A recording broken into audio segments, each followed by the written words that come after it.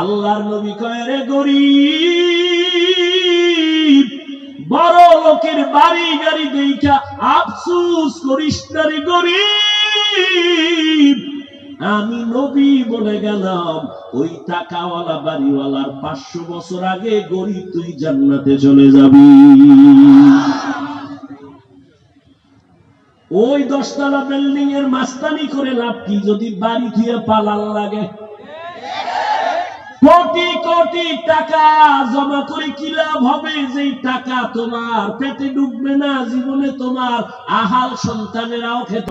আজম হাবিবে কিবরিয়া আশরাফুল আম্বিয়া সাইয়্যিদুল আম্বিয়া শফিয়ে মাহশর সাকিয়ে কৌসর আকায়ে নামদার মদিনা কা তাজদার आफताब नबूवत फख्र मौजूदात सैयदुल मखलूकात हजरत मुहम्मदुर रसूलुल्लाह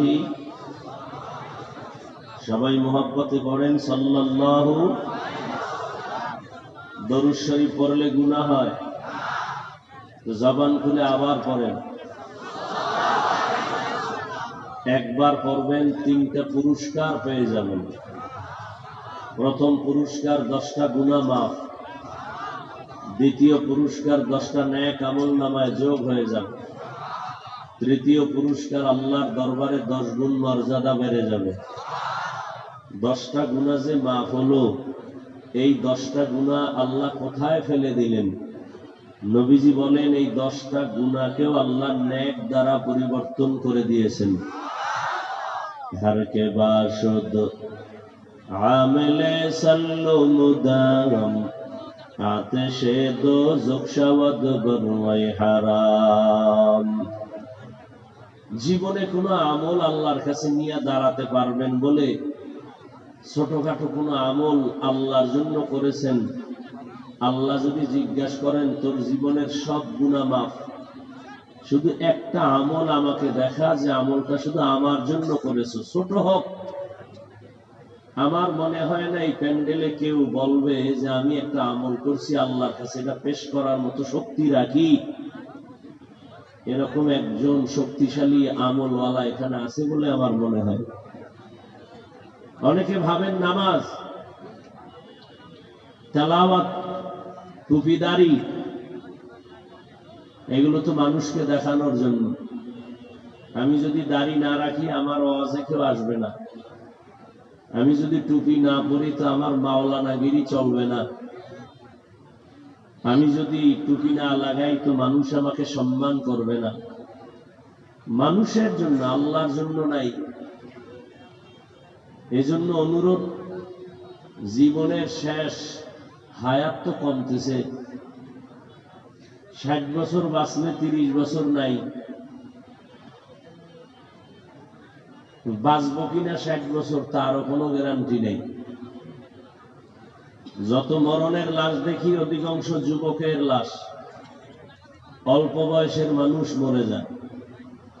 অসুস্থ মানুষের তুলনায় সুস্থ মানুষ তাড়াতাড়ি মরে। আল্লাহর কাছে অন্তত এই আমলটা নিয়ে যান যে দরুদ শরীফের একটা আমল, কমপক্ষে 300 বার দরুদ পড়বেন প্রতিদিন। সারা দিন রাত্র ব্যস্ত, ঘুমের আগে বিছানায় বসে ওযু করে এক টানা মহব্বতে 300 বার দরুদের আমল করে ওযু সহকারে ঘুমিয়ে পড়েন। যদি আল্লাহর জন্যই নবীর মহব্বতে আমলটা হয় তো আখিরাতেও আপনার সফলতা, দুনিয়াতেও নগদ পুরস্কার, ঘুমের ঘরে রাসূলের সাথে মোলাকাত হয়ে যাবে। আল্লাহ কবুল করেন। অনেক উলামায়ে কেরাম আলোচনা রেখেছেন, আমি আপনাদের দোয়া নিতে আসছি।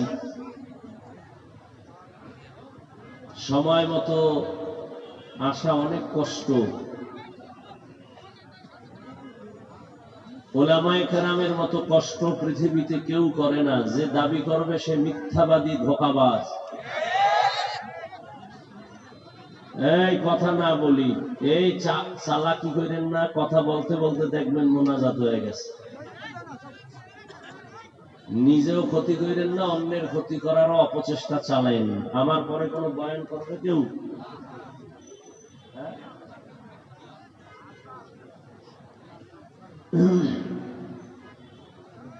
পৃথিবীতে উলামায়ে কেরামের মতো কষ্ট কেউ বলেন?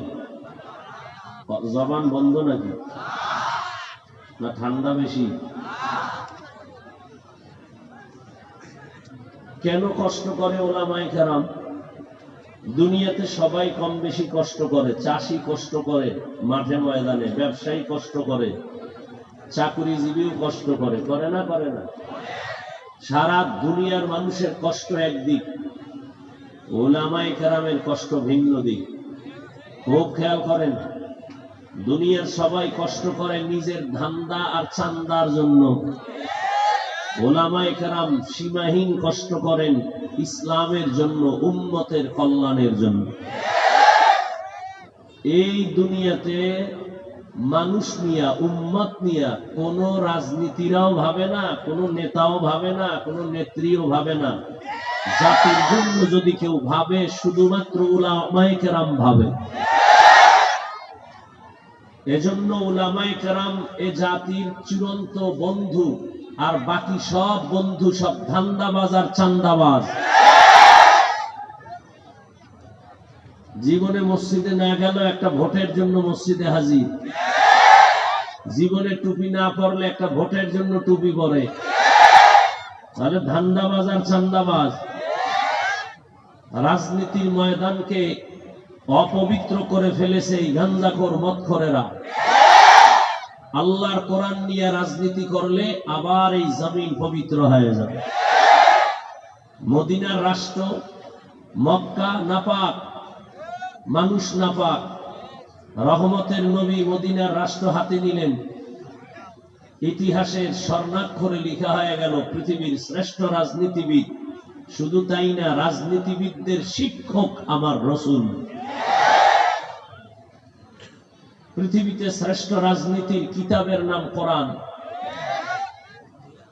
অনেকে বলে ইসলাম বা কোরআনে রাজনীতি নাই। তাদের কথার দ্বারা কি বোঝা গেল? ইসলাম আর কোরআন সব দিক থেকে কমপ্লিট, রাষ্ট্রের ব্যাপারে কোরআন শরীফ দুর্বল। আপনারা কি দুর্বল কোরআন মানেন? তাহলে এই কথা কেন বলে? আল্লাহ হেদায়েত দান করেন। ইসলাম শান্তির ধর্ম, এটা সবাই বলে না? বলে না? এরপরও মানে না। ওরা জানে আসলেই শান্তির ধর্ম, আসলেই নবীজির মদিনা সনদ দিয়া দেশ চালাইলে অনেক শান্তি। বলে, করে না কেন? একমাত্র না করার কারণ, চুরি করতে পারবে না, দুর্নীতি করতে পারবে না, চাঁদাবাজি করতে পারবে না, মাইয়া লইয়া ঘুরতে পারবে না, মদের বোতল নিয়ে আড্ডা দিতে পারবে না। ওরা জানে মদিনার রাসূল ভালো, ওরা জানে কোরআন ভালো, ওরা জানে ইসলামের মধ্যেই শান্তি, আর কোথাও শান্তি নাই। বলে ঠিক, মানে না কেন? ওদের ধান্দাবাজি আর চান্দাবাজি চলবে না। আর আপনারাও এর সাথে কম তাল দেন না। শিয়ালের হাতে মুরগি দিয়া কয় 3 দিন আমানত। শিয়াল পণ্ডিত কয় দোয়া ওসাই মাফ ওসাই। জিন্দা কেন, মরাও পাইবা না। শিয়ালের হাতে মুরগি দিলে জমিনে যা হবে, ধর্মের চাবি সুদখোর আর বেনামাজির হাতে দিলে তাই হবে। আল্লাহ হেদায়েত দান করুন। খুব সতর্ক, সাবধান।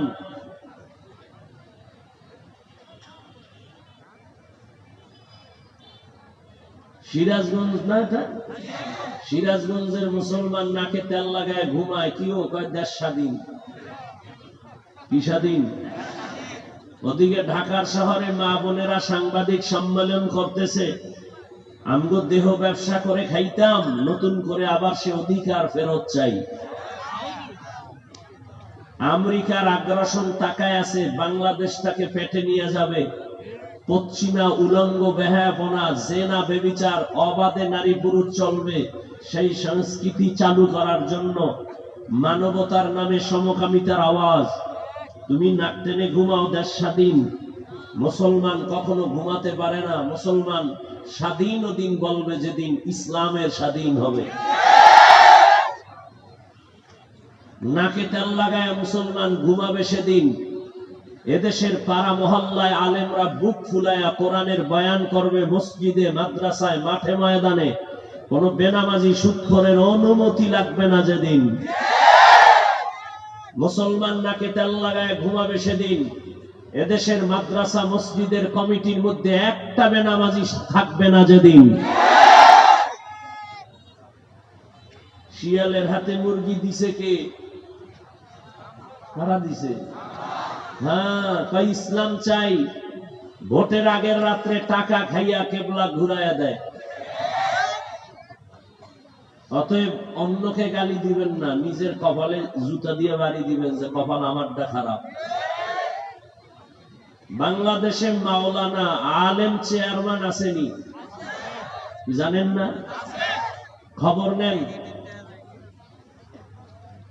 সারা দেশের চেয়ারম্যান এক জায়গায় বসান, আর আলেম চেয়ারম্যান রানিং এখনো যারা আছে এক জায়গায় খবর নেন তার এলাকা।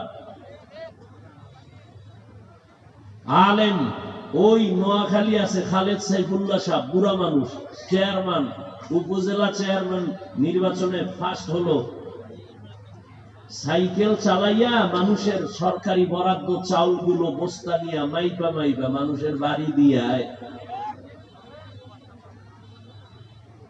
এদেশে ওলামায়ে কেরাম যদি মানুষের দায়িত্ব নেয়, অন্তত কিছু হোক আর না হোক চুরি ডাকাতি দুর্নীতি হবে না।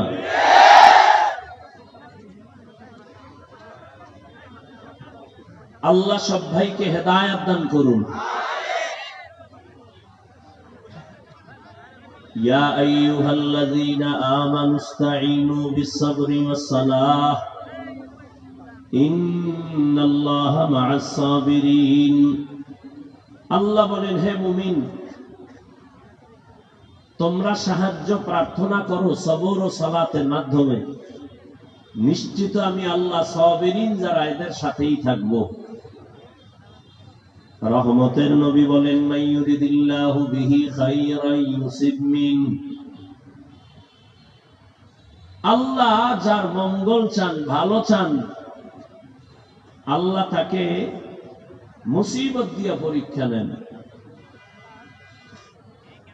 জমিনে বয়ান তো চলতেছে প্রতিদিন, বসার জায়গা নাই, দাঁড়ানোর সুযোগ নাই, অথচ এত মানুষ ফজর পড়ে নাই, জোহর পড়ে নাই, আসর পড়ে নাই, মাগরিব পড়ে নাই, আশিকে রাসূল। এরা বলে হুজুরগো থেকে আমগো দিল ভালো। বয়ান কিন্তু আপনারাও জানেন, আপনাদের জানা কথাই আমরা শোনাবো। নতুন জিবরাইলও আসবে না, নতুন কোরআনও আসবে না। এরপর বলেন আমরা জানি না। সবাই বয়ান জানেন, নামাজের কথা বলবো, নামাজ পড়া ফরজ, এটা কে না জানে? রমজানে রোজা রাখা ফরজ, কে না জানে? গালি দেওয়া হারাম, মিথ্যা বলা হারাম, মানুষ হত্যা হারাম, মা বাবার সাথে বেয়াদবি হারাম, জুলুম করা হারাম, চুরি ডাকাতি হারাম, নাচ গান দেখা হারাম, গানের আওয়াজ কানে নেওয়া হারাম, গীবত করা হারাম। জানেন না? জানেন না? কেন বলেন জানি না? জানার পরেও যদি জানি না, ফিডা হবে ডবল। না জানার কারণে শাস্তি ডবল, জানি না অন্যায় করার পরে শাস্তি সিঙ্গেল। বলবেন না জাইনার করার কারণে ডবল কেন? জানলি না কেন এক ফিডা, করলি কেন অন্যায় ডবল ফিডা। জানানোর জন্য লক্ষ লক্ষ নবী পাঠাইছি, জানলি না কেন? লক্ষ লক্ষ সাহাবা, জানলি না কেন? লক্ষ কোটি আলেম বয়ান করে করে জানাইছে, জানলি না কেন এক ফিডা। অন্যায় করলি কেন আর এক ফিডা। এত বয়ানের পরেও কেন আমলের খাতা শূন্য? এর একমাত্র কারণ, আমার যে এক আদালত আছে, দাঁড়াইয়া হিসাব দিতে হবে, না হয় আমার আগুনে জ্বলতে হবে, এই চিন্তা নাই। এই চিন্তা মানুষের অন্তরে ঢুকানোর জন্য আল্লাহ কোরআনে ৬,০০০-এর উপরে আয়াতে শুধু ওয়াজ করেছেন, আর শুধু ৫০০ আয়াতে বিধান দিয়েছেন। কোরআনের ৫০০ আয়াতে বিধান, যে বিধান মানুষের জীবনে হালাল হারামকে নির্ণয় করে দেয়, এটা হালাল ওটা হারাম, এটা জায়েজ এটা না জায়েজ, এটা বৈধ ওটা অবৈধ, এরকম বিধান 500। আর এই বিধানগুলো মানানোর জন্য একমাত্র পথ ওয়াজ শোনাও। এই 500 বিধান মানার জন্য আল্লাহ ওয়াজ করেছেন 6000-এর উপরে আয়াতে। তাও এক সাবজেক্টের উপরে আল্লাহ ওয়াজ করেন নাই, 3 সাবজেক্টে কোরআন শরীফে 6000 আয়াতে বয়ান করেছেন, ওয়াজ করেছেন আল্লাহ। প্রথম সাবজেক্ট হলো আল্লাহর কুদরতের বিবরণ দিয়া ওয়াজ। দ্বিতীয় সাবজেক্ট হলো অতীতের কিসসা কাহিনীর বিবরণ দিয়া ওয়াজ। তৃতীয় সাবজেক্ট হলো কিয়ামতের ভয়াবহতার বিবরণ দিয়া ওয়াজ। 3 পদ্ধতিতে ওয়াজ করলেন। কেন? মানুষ যেন স্বেচ্ছায় আল্লাহর বিধান মানতে আগ্রহী হয়। কাউকে কানে ধরে জোর করায় নামাজি বানানো জায়েজ নাই, জোর করে কাউকে রোজা রাখানো জায়েজ নাই। মানুষকে বয়ান দাও, ওয়াজ করো, মানুষ যেন স্বেচ্ছায় আগ্রহী হইয়া ইবাদত করে। এই জন্য আল্লাহ ওয়াজ বেশি করেছেন। 2000 আয়াতে গড়ে কোরআন শরীফে গড়ে 2000 আয়াতে আছে আল্লাহর কুদরতের ওয়াজ, 2000 আয়াতে আছে কিসসা কাহিনীর ওয়াজ, 2000 আয়াতে আছে কিয়ামতের ভয়াবহতার ওয়াজ। তাও আল্লাহ পাক সিরিয়াল অনুযায়ী করেন নাই। আগে আল্লাহর কুদরতের 2000 শেষ, পরে কিসসা কাহিনী, তারপরে কিয়ামত, তাই না? পৃষ্ঠায় পৃষ্ঠায় আল্লাহর কুদরতের কথা, আবার কিয়ামতের কথা, আবার অতীতের ইতিহাসের কথা। কারণ আল্লাহ তার কুদরত মানুষকে মুখস্থ করাবার জন্য কোরআন দেন নাই, ইতিহাস শিখায় মানুষকে ঐতিহাসিক বানানোর জন্য কোরআন দেন নাই, কিয়ামতের কথা মুখস্থ করানোর জন্য আল্লাহ কোরআন দেন নাই। আল্লাহ কোরআন দেওয়ার একমাত্র কারণ হুদাল লিল মুত্তাকিন, মুত্তাকিনদের হেদায়েতের জন্য। মুত্তাকি কারা? যাদের মধ্যে তাকওয়া আছে, আল্লাহর ভয়।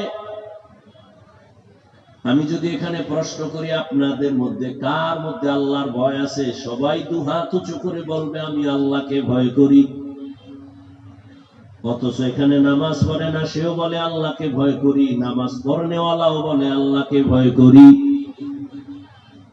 যেই বান্দা রোজা রাখে না, সেও বলে আল্লাহকে ভয় করি, আমি রোজা রাখিয়াও বলি আল্লাহকে ভয় করি।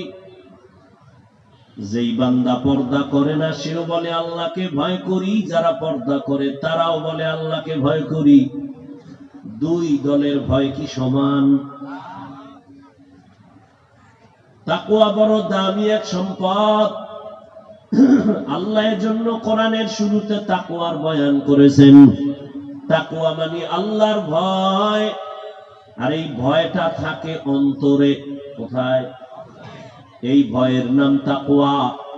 যারা আল্লাহকে ভয় করবেন তাদের নাম হলো মুত্তাকিন।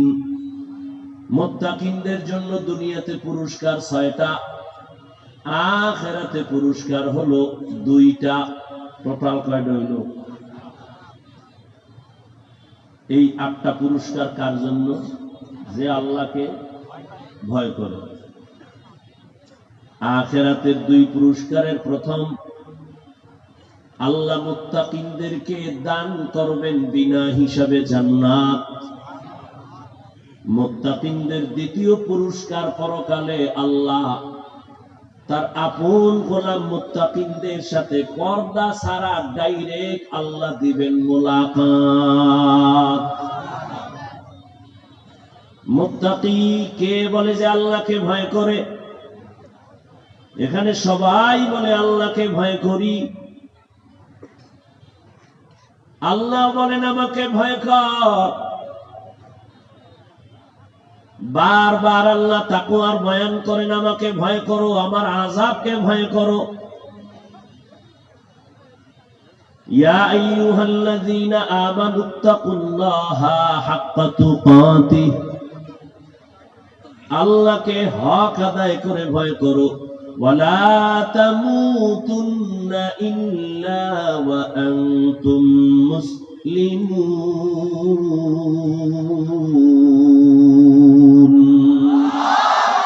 हर के दारत खौफे हकदार दिल मदाम, जन्नतुल मअवा देहत उकरा मकाम, जुज़बा हक़ची जे मखाअज इंसुजा, फज़ले उ आमस्ते दर जुमला जहा। আল্লাহ বলেন আমাকে ভয় করো হক আদায় করে। মুসলমান না হইয়া মরবা না, মুসলমান না হইয়া মরণের বিছনায় আসবা না। হাদিসে নবী বলেন সাবধান হে উম্মত, আলা কুল্লুকুম রাঈন ওয়া কুল্লুকুম মাসউলুন আন রাইয়াতিহি। দুনিয়ার সবাই দায়িত্বশীল, আল্লাহর আদালতে দাঁড়ায়া সবাইকে জবাব দিতে হবে।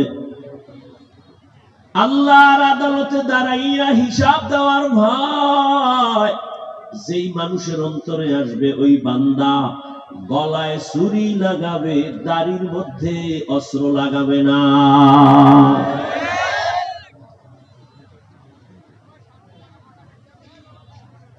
একটু আগেই বলছি, বয়ান সব আপনারা জানেন, মানেন না কেন? জবাবদিহিতার ভয় নাই। আর একটা মানুষ যখন বেপরোয়া হয়ে যায়, স্বাধীনভাবে চলে, ওই মানুষটার কোনো আদব আখলাক থাকে না, কথার ব্যালেন্স থাকে না, বেপরোয়া হয়ে যায়। যেটাকে রাজনীতির ভাষায় বলে দেউলিয়া। এটা রাজনীতির একটা পরিভাষা। দুর্নীতি করতে করতে দেউলিয়া হয়ে গেছে, ব্যাংক দেউলিয়া হয়ে গেছে। কেন? পেছনে যে জবাবদিহিতা আছে চিন্তাই নেই। আজকে যদি জবাবদিহিতা থাকতো, তাহলে বেতন থেকে 1 টাকা বেশি নেওয়ার কোনো সাহস কেউ পাইত না। জবাবদিহিতা নাই, না দুনিয়ার লাইনে না আখিরাতের লাইনে। মানুষ যদি আখিরাতের জবাবদিহিতার ভয় করত, তাহলে মানুষের দ্বারা গুনাহ হতো না। সবাই বলে ভয় করি, মূলত ভয়ের হাকিকতই জানি না। একটা সন্তান মা বাবারে ভয় করে, শাস্তির ভয়। তার প্রমাণ কি? বলে সন্তান মা বাবার সামনে অন্যায় করে না। ছাত্র ওস্তাদকে ভয় করে, শাস্তির ভয়। প্রমাণ বলে ওস্তাদের সামনে ছাত্র অন্যায় করে না। ঠিক মানুষ যদি আল্লাহকে ভয় করেন, ওই বান্দার জীবন যাবে, কখনো ইচ্ছা করে গুনাহের কাছেও যাবে না। স্বাধীন জিন্দেগি বড় খারাপ। আপনাদের এই বাজারের মধ্যে কুকুর আছে না নাই? একটা কুকুরের কোনো মূল্য নাই, কিন্তু যেই কুকুরটা মালিকের রশির মধ্যে বেঁধে আছে, ওই কুকুরটার অনেক দাম। আকাশে, খোলা আকাশে পাখি উড়ে, কোনো দাম নাই, কিন্তু যেই পাখিটা মালিকের খাঁচার ভেতরে আটকানো, ওই পাখির দাম। নদীর ভেতরে অনেক মাছ, কোটি কোটি ধরনের মাছ, একটা মাছের কোনো মূল্য নাই। জালের মধ্যে যে মাছগুলো আটকায় গেছে, ওই মাছের অনেক দাম। জমিনে মানুষ অনেক আছে, একটা মানুষের কোনো দাম নাই, কিন্তু যেই মানুষটা কালেমা রশি গলায় লাগায়া নবীর আদর্শ নিয়ে চলে, ওই মানুষটার অনেক দাম। বলে কেমন? নূরের সৃষ্টি, ফেরেশতার থেকেও বড় দামি।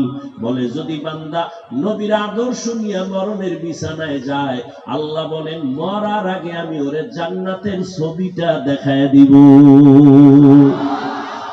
হরকে দারত খৌফে হকদার দিল মাদাম, জন্নাতুল মাওয়া দেহত উকরা মাকাম।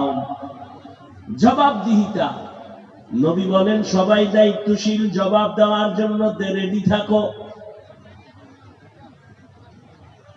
প্রত্যেকের দায়িত্ব সম্পর্কে আল্লাহর আদালতে জবাব দিতে হবে। সাহাবী দাঁড়ায় বললেন, ইয়া রাসূলুল্লাহ, কে কার উপরে দায়িত্বশীল? নবী বললেন, অধীনস্থদের যিনি গার্ডিয়ান, যিনি কর্তা, সে অধীনস্থদের দায়িত্বশীল। প্রত্যেকটা সন্তান মা বাবার অধীন, মা বাবা সন্তানের দায়িত্বশীল। মা বাবা কথা বলে না, এই মা বাবা সন্তানের উপরে আপনার দায়িত্ব ছিল, এক নাম্বার দায়িত্ব, ভালো একটা মা ঘরে আনবেন। ভালো মা ঘরে আনছেন নি নাকি দানা কাটা পরি নিয়ে আসছেন? হিসাব দিতে হবে আল্লাহর আদালতে। কারণ আপনি গাছ যদি ভালো লাগাইতে পারেন, ফল ভালো আসবে। ভালো মা যদি ঘরে আনতে পারেন, ওই ভালো মায়ের একটা সন্তানের দ্বারা শুধু বাংলাদেশ না, গোটা দুনিয়াটা আলোকিত হয়ে যাবে। বাবার দায়িত্ব এক নম্বরে, ভালো মা ঘরে আনো। দ্বিতীয় দায়িত্ব, তুমি স্ত্রীকে পর্দায় রাখো সন্তানের জন্য। এরপরের দায়িত্ব, আল্লাহর কাছে দোয়া করো, রব্বি হাবলি মিন লাদুনকা যুররিয়াতান তাইয়্যিবাতান ইন্নাকা সামিউদ দুআ। ও আল্লাহ, নেককার সন্তান দাও, যে সন্তানের দ্বারা আমার সম্মান বাড়বে, আমার ঘরের সম্মান বাড়বে, আমার বংশের সম্মান থাকবে, আমার সমাজ মাথা উঁচু করবে, আমার সন্তানের দ্বারা আমার এলাকার সম্মান বাড়বে। এই এলাকার একটা সন্তান যদি আন্তর্জাতিক পর্যায়ে গিয়া প্রতিযোগিতায় ফার্স্ট হয়ে আসছে, এলাকার সুনাম না, দেশের সুনাম না, অনেক সুনাম। ও আল্লাহ, এমন সন্তান দাও যেই সন্তানের দ্বারা আমার সম্মান বাড়বে। আর এমন সন্তান চাই না যেই সন্তানের দ্বারা আমি বাবা হইয়া মানুষের সামনে মুখ দেখাইতে পারবো না। এমন সন্তান দিও না, নিঃসন্তান থাকাই অনেক ভালো। কয়জন বাবা মা ভালো সন্তানের জন্য আল্লাহর কাছে দোয়া করছেন? দোয়ার খবর নাই, হুজুরের কাছে তাবিজের জন্য দৌড়ান। বরং আপনি ভালো মা তো ঘরে নিলেন না, যেই মা ঘরে আনতে গেছেন ওই মাকে আনার ক্ষেত্রে আপনার শ্বশুরের উপরে জুলুমের গুলি ছুড়ে দিছেন। যৌতুক দাও, বিদেশ যাওয়ার ভিসা দাও। এলাকায় নাই? এই নিমক হারাম, তুই বিয়া করবি, ভিসা চাও বিদেশের, বউ লইয়া যাবি? কয় না। বিয়া কইরা বউ কই রেখে যাবি? কে পাহারা দিবে? কয় আমার ছোট ভাই। হাসেন আপনারা? মুহাম্মদের উম্মত যদি না হইতি, আল্লাহর গজব ঘুমের ঘরের মধ্যে ঘরে চলে আসতো। ঘুমের থেকে উঠে দেখতি চেহারা পাল্টায় গেছে, কিন্তু এত আকাম করার পরেও কেন আল্লাহ গজব দেয় না? একমাত্র কারণ মুহাম্মদের উম্মত। ওগো নবীর উম্মতেরা, হয়ে আজি দিশাহারা, কোরআন হাদিসের চলো যখন যাহা চায় মনে, নবী বিনে কে তারাবে ফুলসিরাত মিজানে, নবী বিনে কে তারাবে ফুলসিরাত মিজানে। চলো চলো চলো মুমিন চলো নবীর সন্ধানে, নবী বিনে কে তারাবে ফুলসিরাত মিজানে। নবী আমার জীবন ভরে দিনের লাগি কষ্ট করে, দান দান শহীদ করিলেন উহুদের ময়দানে, নবী বিনে কে তরফে ফুলসিরত মিজানে, নবী বিনে কে তরফে ফুলসিরত মিজানে, নবীর মায়া নাই কি তোমার, কেমনে দুঃখ দাও যে আবার, দরুদ পড়ো স্মরণ করো প্রথম ঘাটি কাফনে, নবী বিনে কে তরফে ফুলসিরত মিজানে, নবী বিনে কে তরফে ফুলসিরত মিজানে। এরে নবীরা আশিক ভালো করে বুঝো কেমন একজন নবী পেয়েছে যুবক, গর্তের পিপিলিকা ওই নবীরে এক নজর দেখার জন্য কান্না করে, একটু যদি দেখাই তারে মালিক। আল্লাহ কয়ে আমার মক্কার কবুতর অমুক এলাকায় গিয়া পিপিলিকারে পায়ের সাথে বাজাইয়া মক্কা মদিনাটা দেখায়া জায়গায় পৌঁছাইয়া দে। কেমন মায়ার নবী আমার, যেই নবীকে এক নজর দেখার জন্য অনেক বছর গর্তের ভেতরে সাপ অপেক্ষা করতেছে, নবী আসবেন শুনছেন, এক নজর নবীরে দেখবে। ঠিক ওই সাপ যখন গুহার মধ্যে নবী ঠিকই আসছেন, কিন্তু দেখবে যে ছিদ্র দিয়া আবু বকর ওই ছিদ্রটা পা দিয়া আটকায় রাখছে, সাপের কলিজা ভেঙে যাইতেছে, দাঁত দিয়া পায়ের উপরে আঘাত করেছে। রহমতের নবী আবু বকরের রানের উপরে ঘুমাইতেছেন, হঠাৎ ওই পায়ের মধ্যে সাপের আঘাত, আবু বকরের বিষের চোখের পানিগুলো পড়ে এক ফোঁটা পানি রহমতের নবীর চেহারায় পড়ে গেল। নবী তাকায় বলে, আবু বকর কাঁদেন কেন? বলেন ইয়া রাসূলুল্লাহ, কি যেন এক বিষাক্ত প্রাণী আমার আঘাত করেছে। নবী বলেন পাওটা সরায় দেন। নবী দেখে ভেতরে একটা সাপ মাথা নাড়ায় নাড়ায় মাপ চাইতেছে। ইয়া রাসূলুল্লাহ, আমি আঘাত করি নাই, আমি আপনাকে একটা নজর দেখার জন্য বহুদিন এখানে অপেক্ষা করতেছি, কিন্তু আমি আফসোস যখন আমার গুহার মুখ আটকায় দিছে, আমার কপাল খারাপ, আমি ভয় পাইতেছি না আমার বুঝি দুজাহানের সর্দারকে দেখতে পারবো না। কেমন মায়ার নবী, যার চেহারার দিকে তাকাইলে এক সপ্তাহের ক্ষুধা থাকে না। কেমন মায়ার নবী, যেই নবী কোথাও কদম দিলে দীর্ঘ বছর পর্যন্ত ওই জায়গা থেকে মিশকের ঘেরান পাওয়া যায়। এরে নবীর উম্মত, ওই নবী কেমন চিনারে যুবক, যেই নবী দুনিয়াতে এসে একদিন আব্বু বলে ডাক দিতে পারেন নাই, আম্মু বলে ডাক দেওয়ার সুযোগ হয় নাই, 6 বছরে হারায় ফেললেন। নবীর চতুর্পার্শ্বে দুশ্মনেরা আটকাইছে, নবীরে জবাই করবে। রহমতের নবী কয়, ও দুনিয়ার যুবক, আমি যদি দোয়া করতাম উহুদ পাহাড় স্বর্ণ বানায় দেও, আমার আল্লাহ বানায় দিতেন, কিন্তু না, আমি উল্টা দোয়া করছি, হে মালিক, আমি ধনী হতে চাই না, আমারে গরিবী হালাতে রাখিও, গরিবী অবস্থায় আমার মরণ দিও, কিয়ামতের দিন আমারে গরিবের সাথে হাসরের মাঠে উঠাইও। আল্লাহর নবী কয়, রে গরিব, বড় লোকের বাড়ি গাড়ি দেখা আফসোস করিস না রে গরিব, আমি নবী বলে গেলাম, ওই টাকাওয়ালা বাড়িওয়ালার 500 বছর আগে গরিব তুই জান্নাতে চলে যাবি। ওই 10 তলা বিল্ডিং এর মাস্তানি করে লাভ কি যদি বাড়ি থুয়ে পালাল লাগে?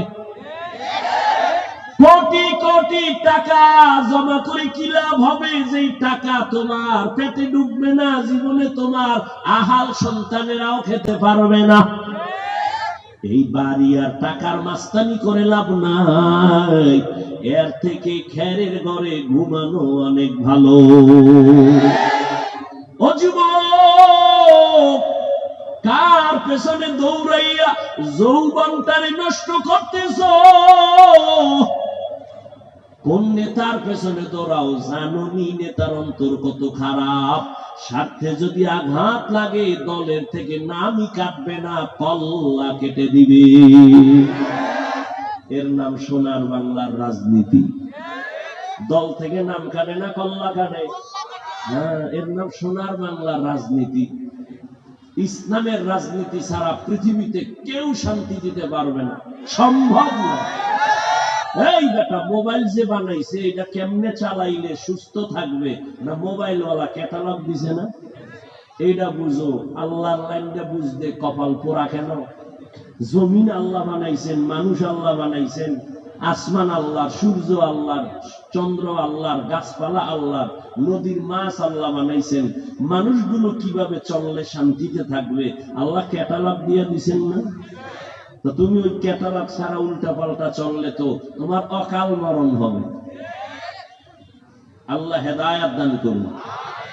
ইয়া আইয়ুহাল্লাযীনা আমানুত্তাকুল্লাহা হাক্কা তুকাতিহি ওয়া লা তামুতুন্না ইল্লা ওয়া আনতুম মুসলিমুন। আল্লাহ বলেন, আমাকে ভয় করার মতো ভয় করিস, মুসলমান না হইয়া মরণ বরণ করবি না। জমিনের মধ্যে মানুষের অভাব নাই, কিন্তু ওই মানুষ বড় দামি যার গলার মধ্যে কালেমার রশি লাগানো, মদিনার আদর্শ লাগানো আছে।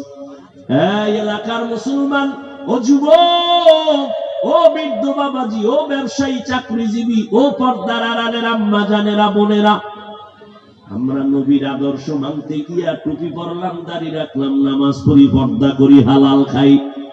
একজন জ্ঞানী পারলে দাঁড়ায় বলো, তোমরা নবীর আদর্শ জবাই কইরা কত উপরে উঠছো, আর আমরা নবীর আদর্শ মানার কারণে কত নিচে নামছি, একটু হিসাব দাও। পারবা? পারবা না? তবে শুইনা নাও।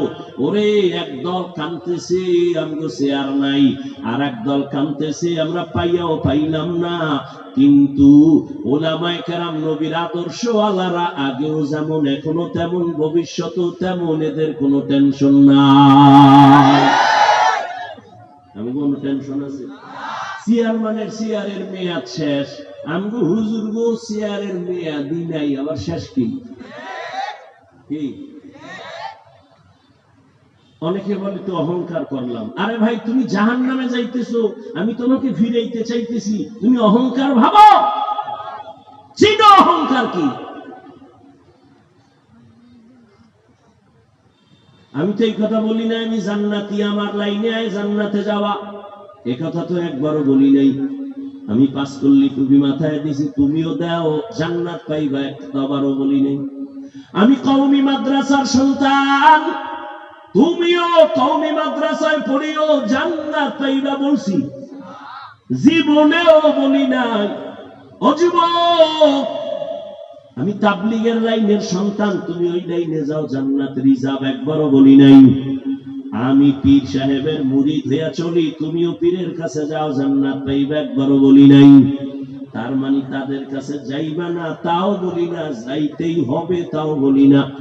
আমি তোমাকে পরামর্শ দিব, রে বাবা, তুমি স্কুলে পড়ো, কলেজে পড়ো, চাকরি করো, ব্যবসা করো, আমি এতটুকু পরামর্শ দিব, তোমার স্থানে থাইকা তুমি কিভাবে জান্নাত পাইবা সেই পরামর্শ দিব।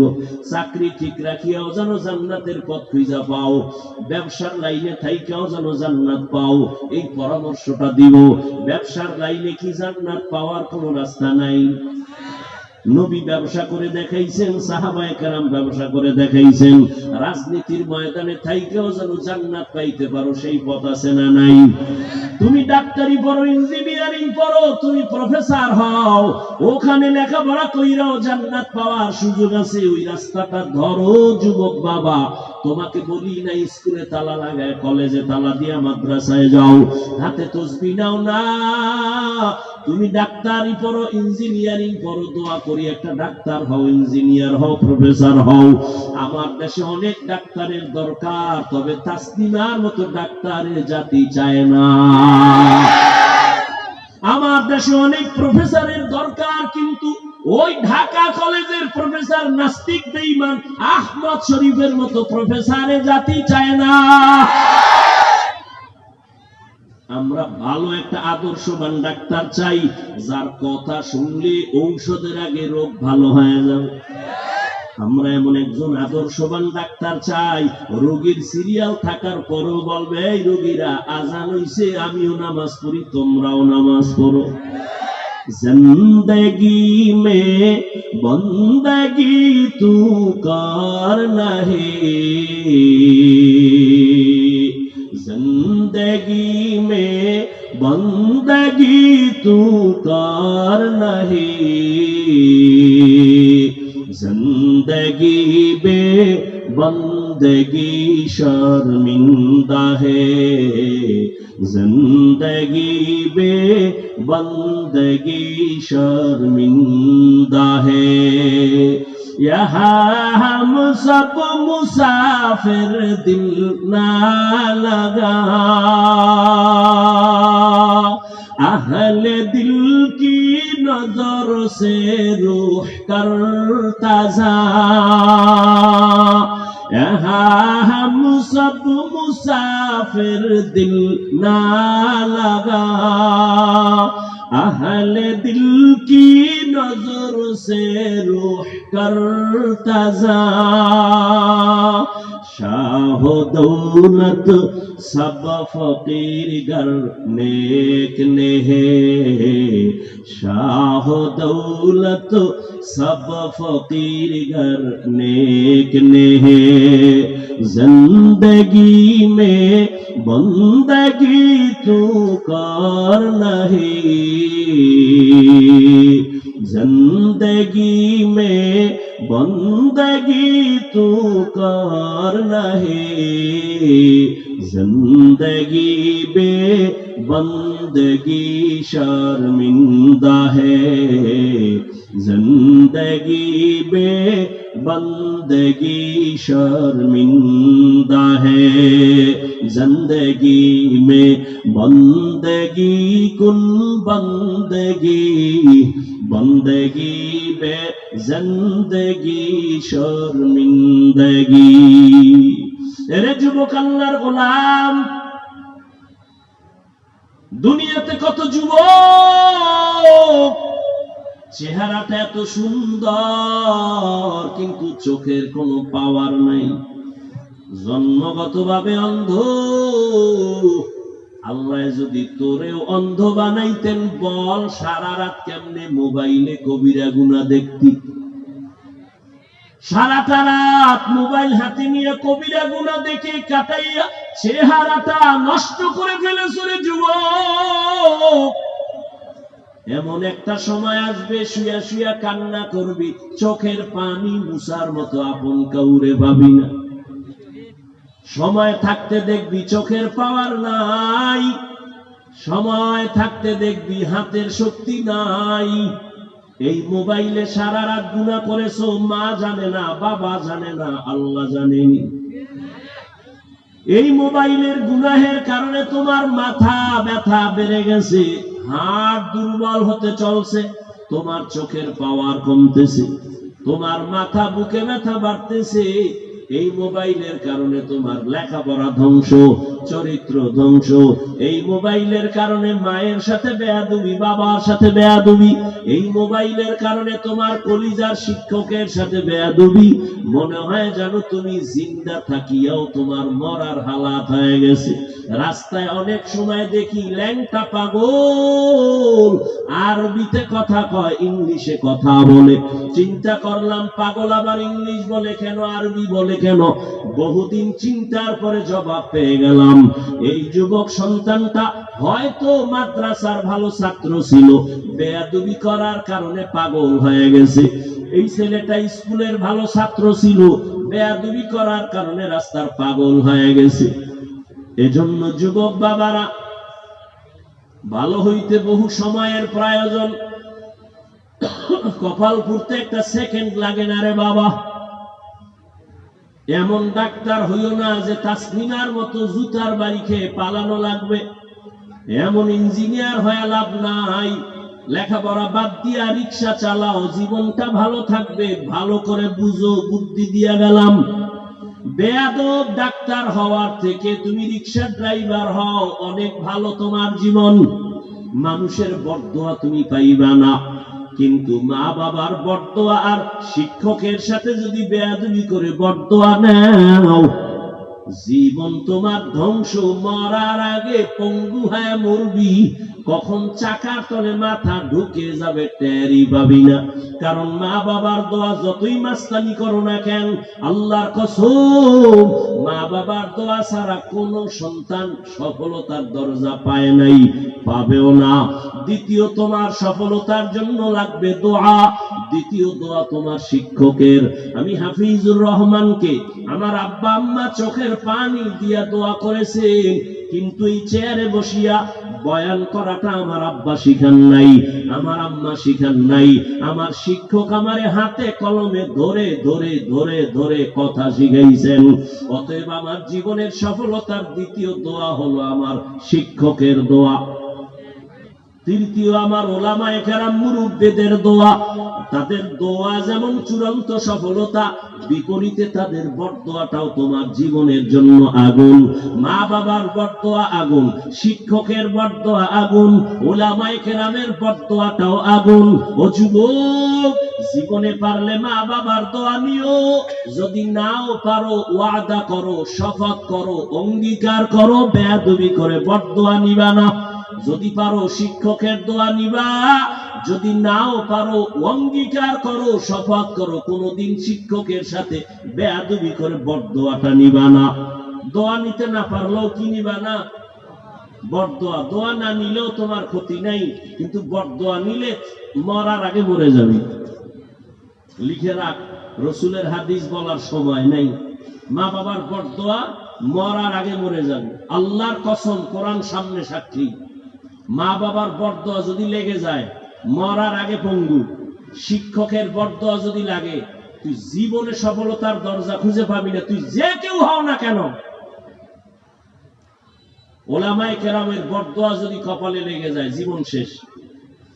এজন্য অঙ্গীকার করো, শপথ করো। মা বাবা, ওস্তাদ, ওলামায়ে কেরামের দোয়া যদি নিতে নাও পারি, শপথ করে নিলাম অন্তত বেয়াদবি করে বরদোয়া নিব না। জীবন যদি সফল করতে চাও, আল্লাহর ভয়, আল্লাহর ভয় অন্তরে ঢুকাইয়া গুনাহ থেকে নিজেকে বাঁচাইও।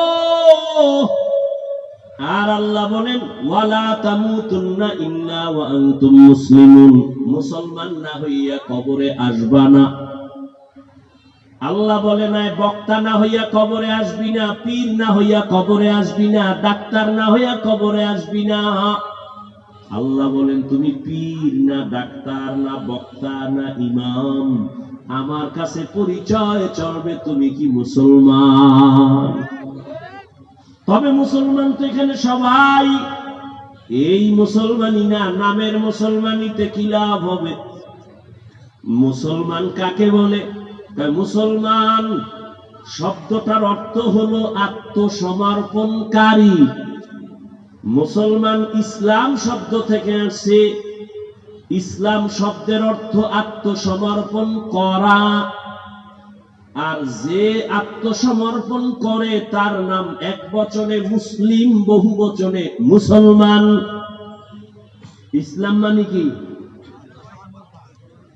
এইমাত্র বললাম, 1 মিনিট হয়নি। আত্মসমর্পণ করা। অনেকে বলে শান্তি না, সালাম শব্দের অর্থ শান্তি, ইসলাম শব্দের অর্থ আত্মসমর্পণ করা। যে করে তার নাম মুসলিম বা মুসলমান। আত্মসমর্পণ করবে বিনয়ের সাথে, আল্লাহর হুকুম মানবে, কেন তেন প্রশ্ন নাই, বুঝে আসুক আর না আসুক। আল্লাহ বলছে মেনে নিলাম, আমান্না সাল্লাম না, মেনে নিলাম, কোনো প্রশ্ন নাই। আল্লাহর আইনে এটা হালাল এটা হারাম, কোনো প্রশ্ন নাই, মেনে নিলাম হালাল, হারামটাকে হারাম মেনে নিলাম। এইভাবে মুসলমান। আল্লাহর হুকুম অনুযায়ী নবীর আদর্শের মালা গলায় লাগাও। তবে এখানে আমি একটু আমার থেকে বলি, ও সিরাজগঞ্জের মুসলমান, বিশেষ করে আমার শিক্ষিত ভাইরা, যুবক বাবারা, বলো নবীজির আদর্শ থেকে আরো সুন্দর আদর্শ কারো কাছে আসেনি। তাল মিলে না, খুব ভাইবে চিন্তা কও। নাই বললে নবীরটাই যদি ভালো মনে করো, গ্রহণ করো না কেন? কি সমস্যা বলো?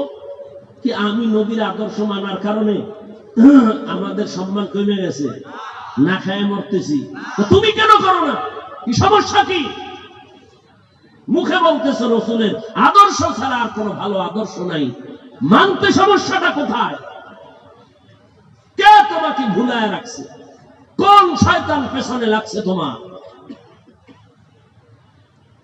কেউ যদি বলতে পারো নবীর আদর্শ ছাড়া আরো একজনের কাছে আছে, আল্লাহর কসম আমি নবীরটা বাদ দিয়া তারটা নিব। আমি আমারটা বলতেছি, খুব বুঝা শুনে খেয়াল করো, জবাব পরে দিও।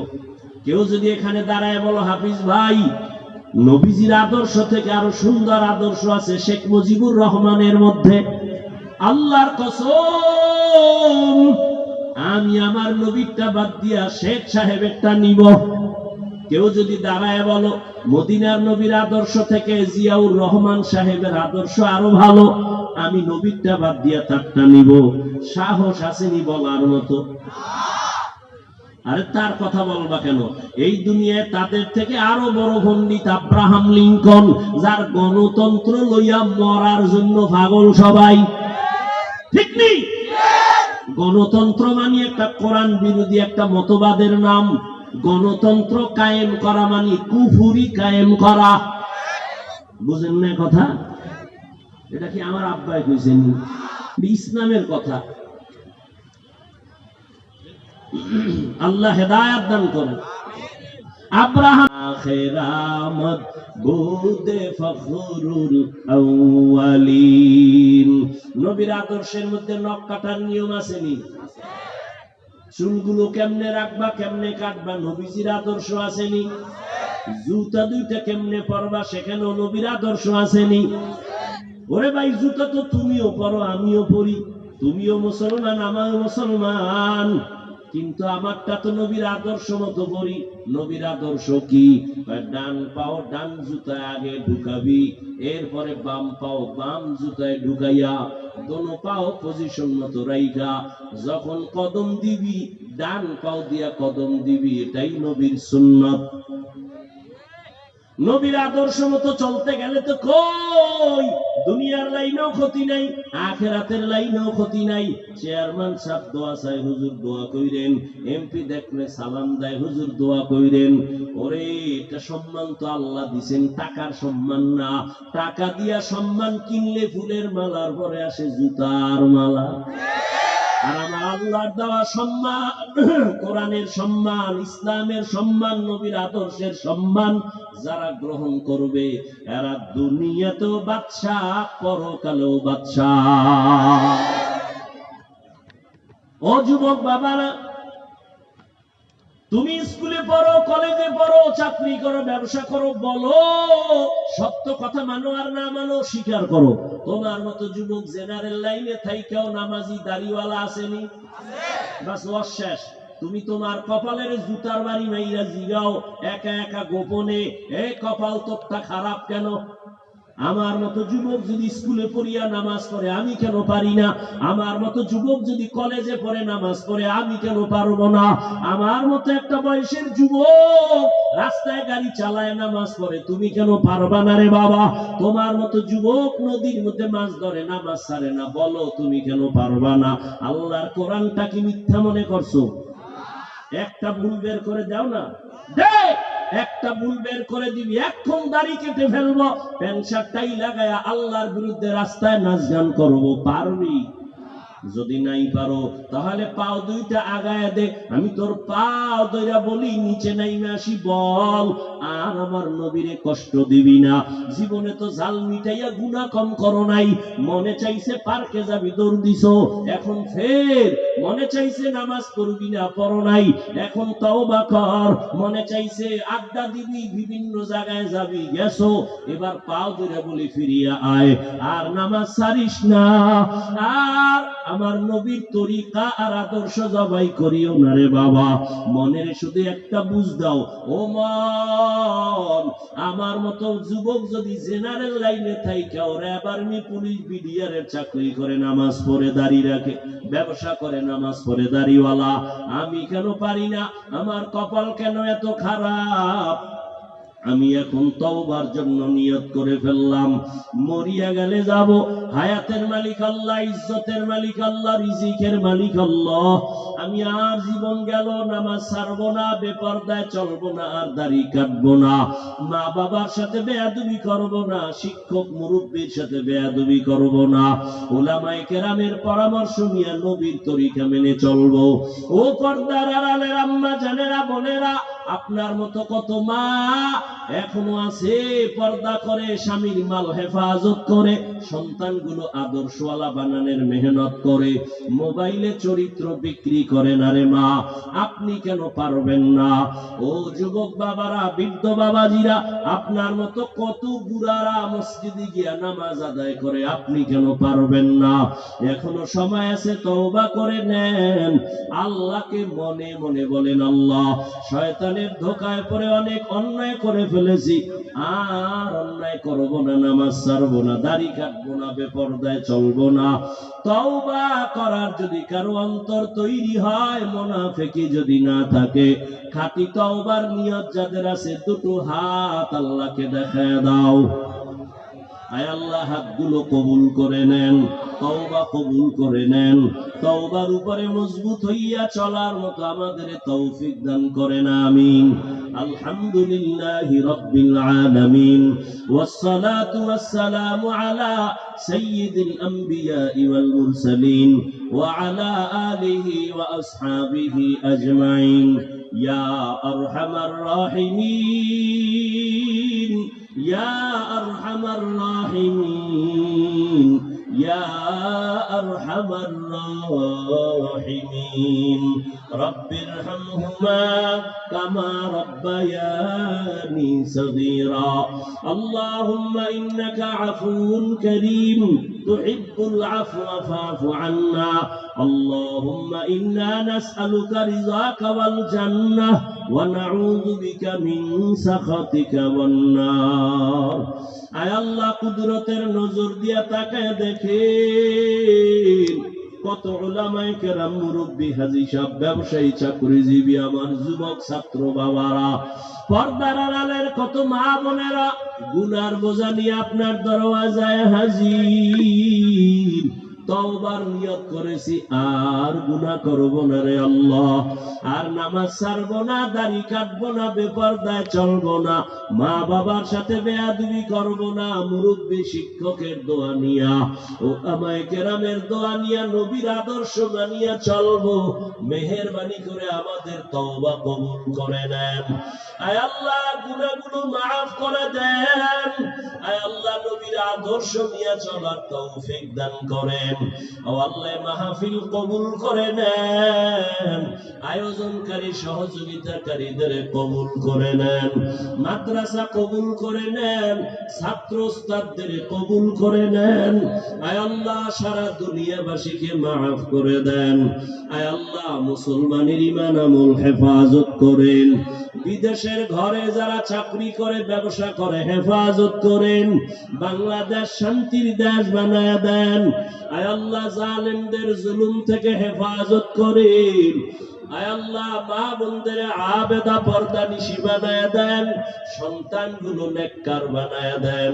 যারা লেখাপড়া করে, পরীক্ষার্থী কামিয়াবি দান করেন। আমার কলিজার প্রত্যেকটা যুবকের দিনদার বানায় দেন, নামাজি, কোরআন পড়নেওয়ালা বানায় দেন, মোবাইলের গুনাহের থেকে হেফাজত করেন। আয় আল্লাহ, আদবওয়ালা জিন্দেগি দান করেন, বেয়াদবির থেকে আমাদের হেফাজত করেন।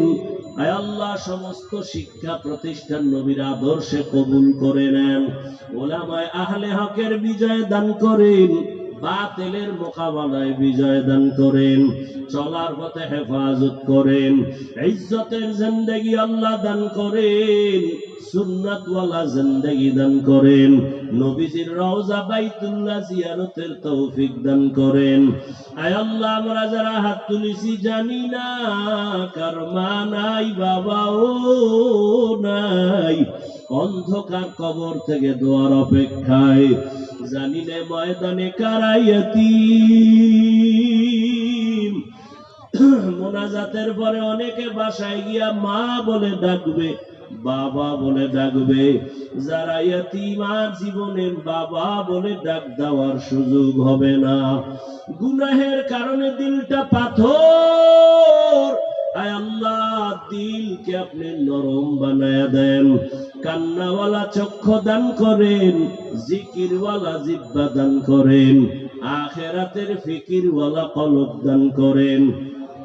আমাদের মা বাবা মুরব্বী যারা কবরে, সবাইকে জান্নাত দান করেন। আম্বিয়ায়ে কেরাম, সাহাবায়ে কেরাম, শুহাদায়ে কেরাম, আউলিয়ায়ে কেরাম, আসাতেজায়ে কেরাম, সবাইকে জান্নাতের মাকাম উঁচু বানায়া দেন। আমাদের যারা মুরব্বীরা বেঁচে আছেন হায়াত বাড়ায়া দেন, অসুস্থ যারা কুদরতের দ্বারা সুস্থ করে দেন, দীর্ঘ নেক হায়াত দান করেন। আওয়াজে কথায় রুহানিয়াতে স্পষ্টতা বাড়ায়া দেন, ইলমু হিলমু হিকমত আমলে বরকত দান করেন। উলামা তোলাবা উম্মতের অন্তরে ইজ্জত মুহাব্বত রউব বাড়ায়া দেন। আমাদের জান মাল আহাল পরিবার কুদরতের দ্বারা হেফাজত করেন আল্লাহ। নবীজির মুহাব্বতে আমাদের সকলের দোয়া কবুল করে নেন। হাসবুনাল্লাহু ওয়া নি'মাল ওয়াকিল, নি'মাল মাওলা ওয়া নি'মান নাসির। وصلى الله تعالى على خير خلقه محمد وآله وأصحابه أجمعين. آمين آمين آمين برحمتك يا أرحم الراحمين. সাক্ষাতের জন্য